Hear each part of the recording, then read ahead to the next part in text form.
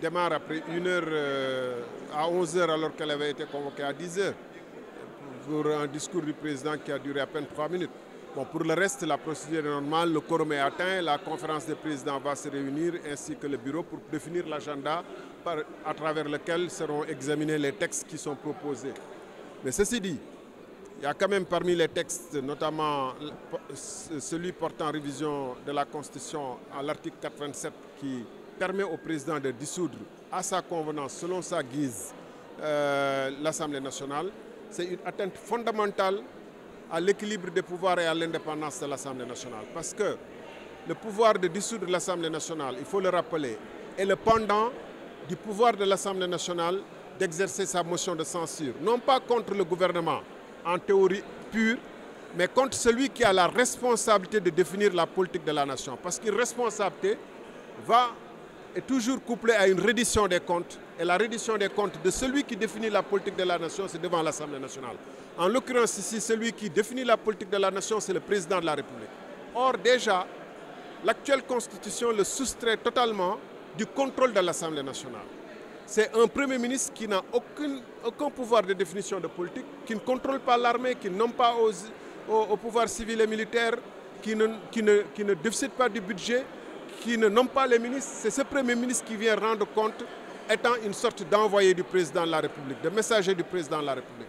Donc, le pouvoir qu'on a donné au président de la République de dissoudre l'Assemblée nationale est lui-même exorbitant et contraire à la théorie constitutionnelle normale.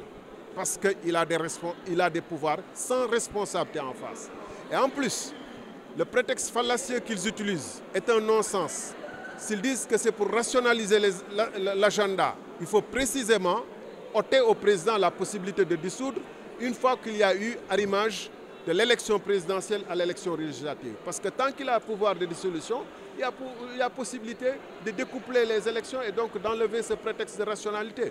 S'ils sont cohérents avec eux-mêmes, c'est d'enlever le pouvoir de dissolution au président de la République qui, encore une fois, ne rend pas compte devant le Parlement.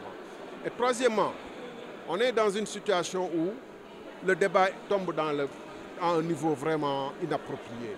Parce qu'on dit que le président de la République, on lui prêterait l'intention de dissoudre l'Assemblée nationale, de coupler l'élection présidentielle aux législatives et de diriger la liste des législatives. C'est un débat anormal, triste. Il s'est retiré, qu'il parte par la grande porte. C'est le meilleur qu'on lui souhaite. Et qu'il n'entre pas dans ces calculs politiciens-là qu'on lui prêterait. Moi, je n'y crois pas trop.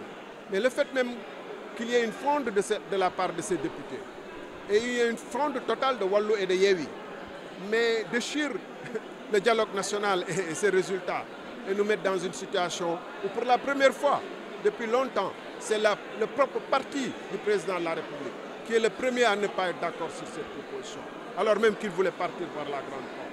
C'est pourquoi je considère qu'il veut retenir le pouvoir, même s'il a renoncé au mandat. Il veut toujours contrôler. C'est lui le président de l'APR, c'est lui qui veut définir les listes de l'APR aux prochaines législatives et avoir ainsi une mainmise sur son successeur.